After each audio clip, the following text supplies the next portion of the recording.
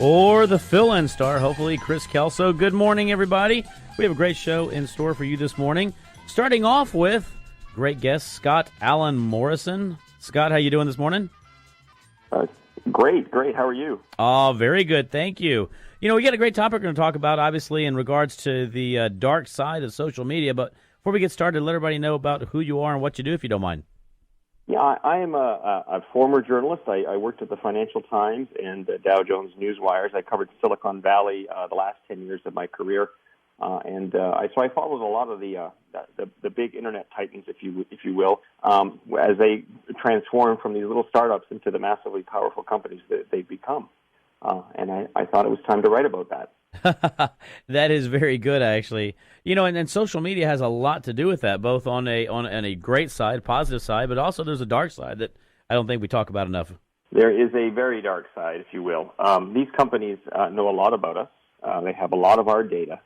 Our data is the source of their economic power, and they can use it as they see fit. They have carved out broad legal rights for themselves. If you click on the terms of use or the terms of service that we all have to click on and agree to before we use their services, what we are getting is not free, but yet we need to avail ourselves of their services. It's pretty hard to imagine being a functioning member of society without being able to access the internet and using the services that we have through Google or Facebook or et cetera, et cetera. But you know, there's a dark side to that. There's a price that we are paying one way or the other. And I just thought it was an interesting topic to explore. You know, what if the wrong people at one of these companies were in charge of our data or had control of our data? I dreamt up a scenario which is sort of kind of eerily playing out in very similar fashion in today's election campaign. You know, and I find that very interesting. You know, one of the things that I personally do other than radio is in the mortgage business. And so we talk a lot about the time that, you know, when someone gets their credit run, for example, you have these bureaus that go out and sell this data, and that's how come, you know, individuals get more information, et cetera, et cetera. Very similar in social media side of things. You have this term of use that basically says is we're going to access this data that you're going to give us. We're going to find out your buying patterns, what you like to speak about, who you like to speak about, where you like to go, you know, because you have all this metadata information that's out there in regards to location, et cetera.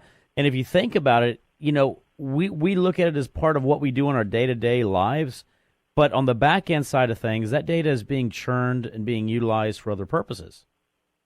In ways we can't imagine, and it's only going to get worse because these companies are investing billions of dollars in artificial intelligence, and the goal here is, I mean, we've been talking about AI or at least technologists have been talking about AI for decades, but it's finally here. The computing power is strong enough to enable it, and the Googles and the Facebooks of the world want to make better sense of our data, and AI is going to help them do that.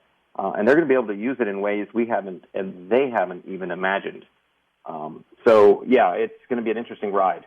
Very interesting, right? You know, and one of the things I think we wanted to talk about a little bit as well, you know, we're in the political season right now. We are in the election season for our new president coming up. And let me tell you, they have a big influence. I mean, I look at, you know, not to pick on anybody, but I look at Facebook, for example. You know, pretty interesting story about how that content comes out there, who they choose to, support, and how that information gets disseminated to all their users and individuals out there.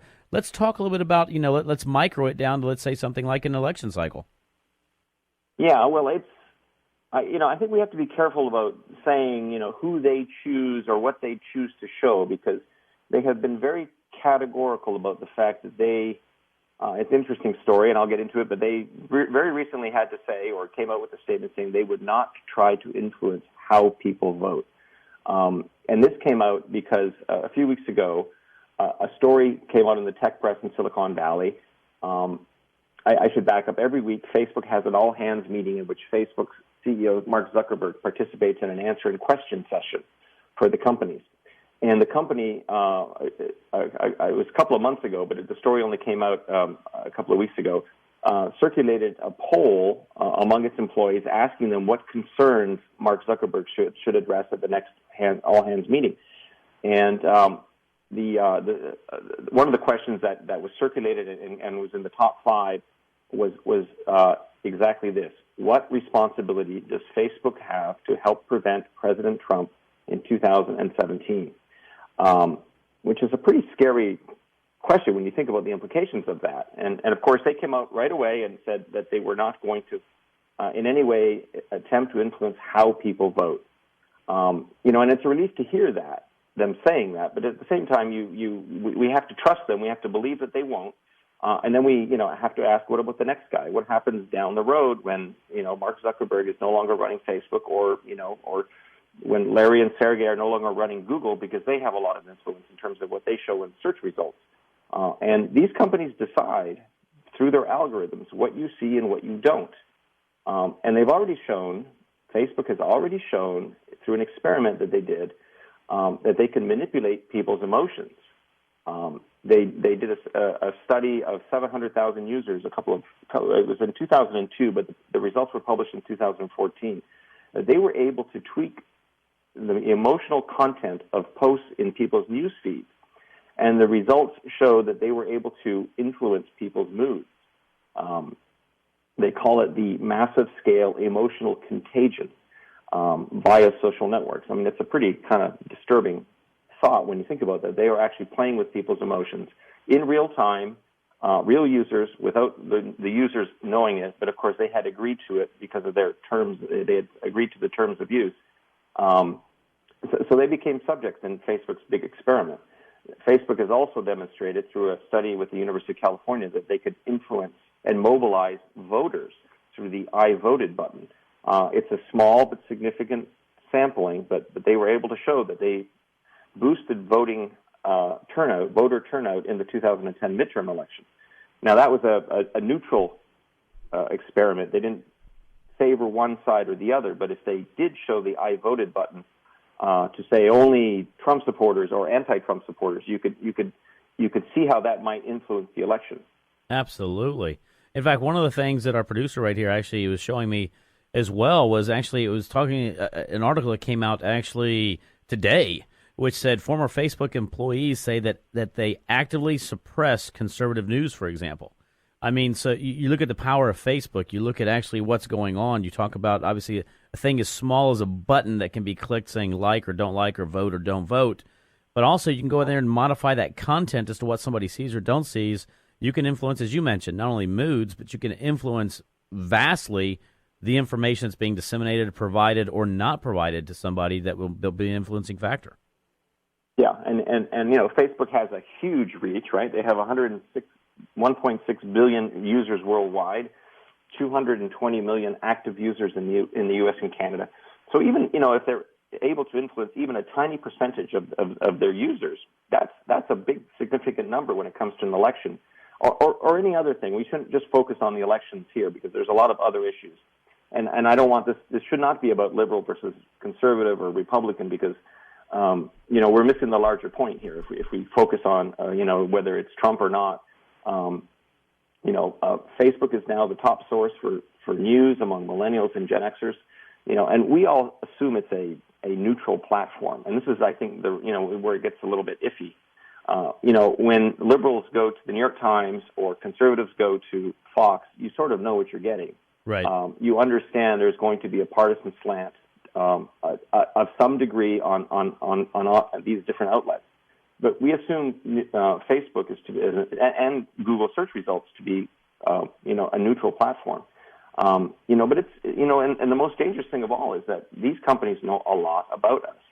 And, if they wanted to make us more susceptible to their tailored messages, they could, because they know our interests, our pet peeves, our concerns, meaning they would have a pretty good idea of which of our buttons to press if it wanted to get a reaction from us. And that's so true in regards to that. Unfortunately, we are coming up against time in this segment. One question, how can we reach you if you don't mind? You can get me through my website, Scott Allan Morrison .com. So Scott Allan, ALLAN, Morrison.com. And happy to field any questions. And let's talk a little bit about that book, by the way. Talk about that book, how we can reach that and buy that. It's available on Amazon.com or BarnesandNoble.com or through a website called IndieBound, which serves all the independent bookstores. And if you're into independent bookstores, I'm all for that as well. And the name of it? It's called Terms of Use, just like the terms of use you click on when you agree to use these services. And it's a fast-paced thriller about the dark side of social media. Terms of and Use. it just happens to dovetail quite nicely with what we've been discussing. Well, I'll tell you what, I could talk about that forever. Unfortunately, we're coming up against time in this segment. Scott, thank you very much for all those listening. It's called Terms of Use, the dark side of social media. Go out there, take a look at it, read it, buy it. It's all good stuff. Scott, thank you very much for being on board to The Price of Business today. Thank you. Great to be with you. For all those listening, we have to take a break. Stay tuned. We'll be right back.